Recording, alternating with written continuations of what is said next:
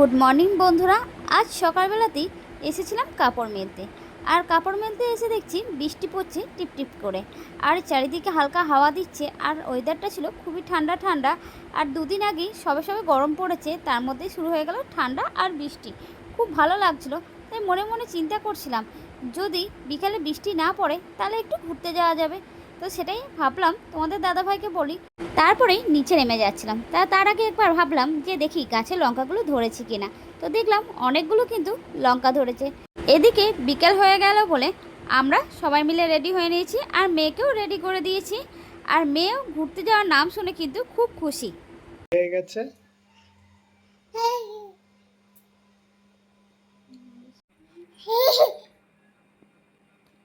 ওই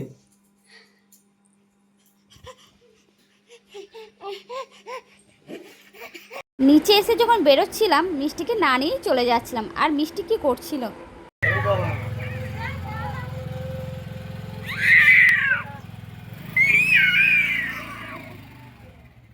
দেখলেন তো কীরকম চিৎকার করছে। সত্যি ও বাইকে চাপতে কিন্তু খুবই ভালোবাসে, আর আমরা এই দৃশ্যটা দেখার জন্যই কিন্তু বারবার এরকম করে থাকি। একটু ওকে রাগিয়ে দিই। এই দেখুন আমরা বেরিয়ে গেছি। এবার দেখুন মিষ্টিকে দেখুন কত সুন্দর চুপ করে বসে আছে। আজকে আমরা কিন্তু টোটাল 5 জন আছি।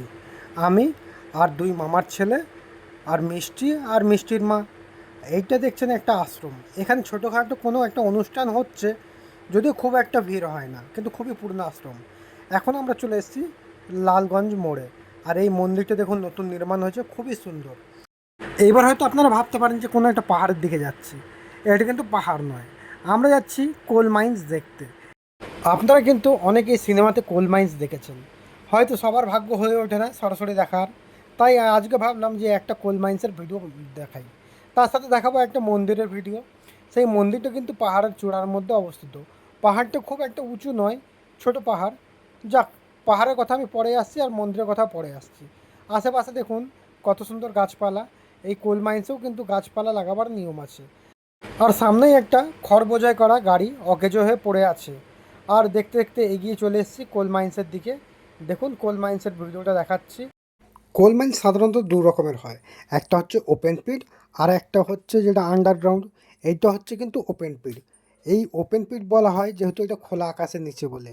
আর আন্ডারগ্রাউন্ড ক্লিয়ারই তো আপনাদের দেখাতে পারবো না, কেননা ওখানে ভিডিওগ্রাফি বা যে কোনো আপনার ইলেকট্রনিক্স ডিভাইস নিয়ে ঢোকা কিন্তু উচিত নয়, যেহেতু একটা আগুন লাগার ভয় থাকে বা গ্যাসের ব্যাপার থাকে সেই কারণে। আর এই যে কোল মাইন্স দেখছেন, এখানে কিন্তু প্রতিনিয়ত ব্লাস্টিং করা হয়। ব্লাস্টিংয়ের মাধ্যমে কিন্তু ওপরে যে পাথরগুলো আছে সেগুলোকে তুলে ফেলা হয়। আর এই দেখুন, এরা যে কয়লাটা নিয়ে যাচ্ছে, এটা কিন্তু চোরাই কয়লা।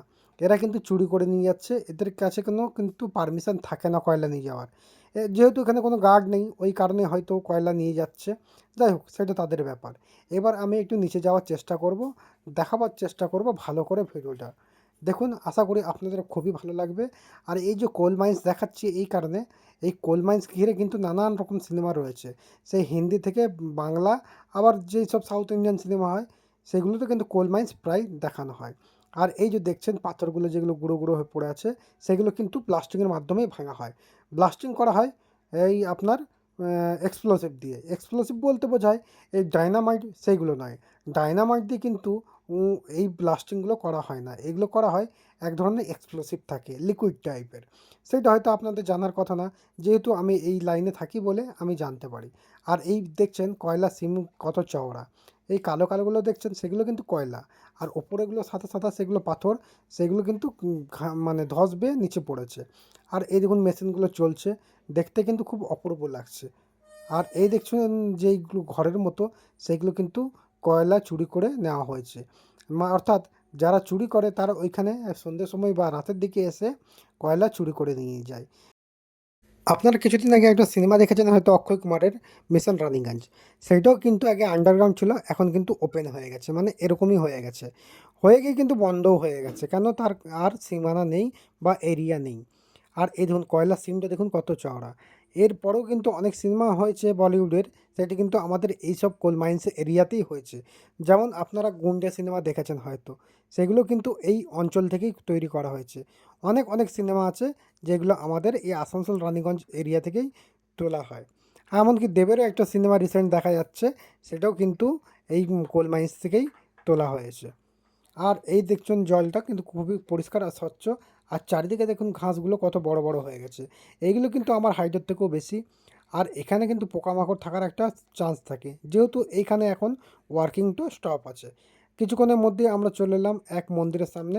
এই মন্দিরটার নাম হচ্ছে মুক্তাই চণ্ডী। আপনারা যদি কেউ আসতে চান, তা আসানসোল হয়ে যদি আসতে চান পাঁচগাছিয়া হয়ে, তাহলে লালগঞ্জ থেকে বাঁদিকে আসতে হবে। আর যদি চিত্তরঞ্জনের দিক থেকে কেউ আসতে চান, তাহলে রূপনারায়ণপুর মোড় থেকে তাদের ডান দিকে আসতে হবে। এলেই আপনাদের কাউকে জিজ্ঞেস করলেই দেখিয়ে দেবে। এসে দেখছি একটা ছোট মেলার মতো বসেছে। এইটা কিন্তু মেলা নয় যদিও, এটা হাটের মতো একটা। এখানে তেলে ভাজার দোকান আছে, কিছু কাপড়ের দোকান আছে, আর কিছু খাওয়ার দোকান আছে। সে যাই থাকুক, সেই দিকে আমাদের লক্ষ্য দিয়ে কোনো লাভ নেই। আমাদের মেন উদ্দেশ্য হচ্ছে এই মন্দিরটি আপনাদের ভিডিওর মাধ্যমে দেখাবার। তাই তাড়াহুড়ো করে চলে এলাম এই মন্দিরের সামনে। কাছে কিন্তু কোনো পার্কিং নেই, পার্কিংটা হচ্ছে নিজের দায়িত্বে। অর্থাৎ আপনাকে সজাগ থাকতে হবে, বাইকটাকে দেখাশোনা করতে হবে। কারণ বাইক চুরি যে কোনো জায়গাতে হতে পারে, সেটা মন্দিরও হতে পারে, স্টেশনের সামনেও হতে পারে। এবার দেখুন এখানে গাড়িগুলো রেখে আমরা সবাই চলে এলাম মন্দিরের কাছে। এই দেখছেন সিঁড়ি, এইখানে জুতোগুলো খুলে নিলাম, যেহেতু একটা ভক্তি বলে কথা আছে, ওই কারণে জুতো পরে আর গেলাম না। আর দেখুন কত সুন্দরভাবে সাজানো, সামনে দুটো ষাঁড়ের মূর্তি বানানো হয়েছে সিমেন্টের। আর এক ধাপ এক ধাপ করে এগিয়ে যাচ্ছি। আর দেখুন বাগানগুলো তৈরি করা হয়েছে। আর এই যে ময়ূরের মূর্তিটা দেখলেন, সেটা কিন্তু আপনার সিমেন্টের তৈরি। আর উপরে চলে এসেছি অনেকটাই। দেখুন অনেকগুলো মূর্তি আছে এখানে, কিন্তু কোনটা কি জানি না, তবে এগুলো সব মন্দির এসে দেখেই বোঝা যাচ্ছে। আর এইটা তো বাবা লোকনাথ। লোকনাথ বাবাকে দর্শন করে চলে গেলাম ওপর দিকে। ওপর দিকেও কিন্তু একটা মন্দির রয়েছে। আর এইদিকে মিষ্টির মাও কিন্তু পিছন পিছন আসছে। সে কিন্তু হাঁটতে একটু কষ্ট হচ্ছিলো, কেন জানি না। আর খুবই সুন্দর লাগছে পরিবেশটা। ওপরে কিন্তু গাছপালাও অনেক রয়েছে।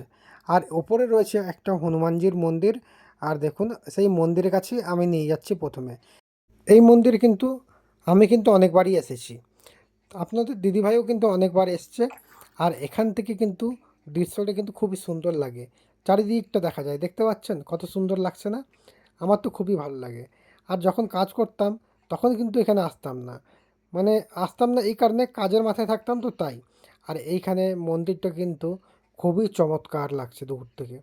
আর এখানে একটা জল ট্যাঙ্কও আছে, দেখি নিয়ে যাওয়া যায় কি না ওইদিকে। পাহাড়ের উপর কিন্তু জল ট্যাঙ্ক, এইটা কিন্তু একটা ছোট ধরনের পাহাড়, খুব একটা বড় পাহাড় নয়। এবার হনুমানজিকে দর্শন করাবো।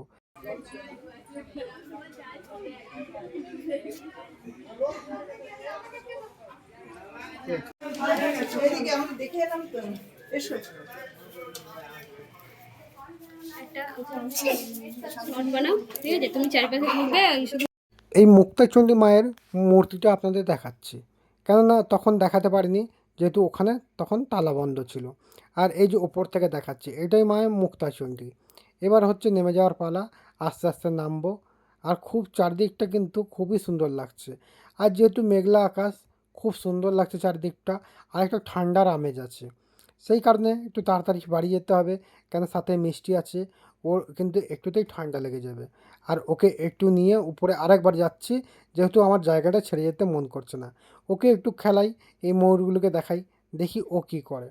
কিন্তু রীতিমতো ওই সামনে যে দুটো ষাঁড় ছিল, তাকে দেখে কিন্তু রীতিমতো ভয় পাচ্ছিল।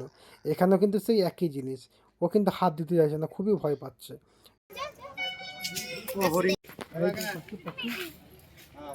দাও হাত দাও, হাত দাও, কিছু হবে না। হাত দাও, তুমি হাত দাও তাহলে বুঝবে।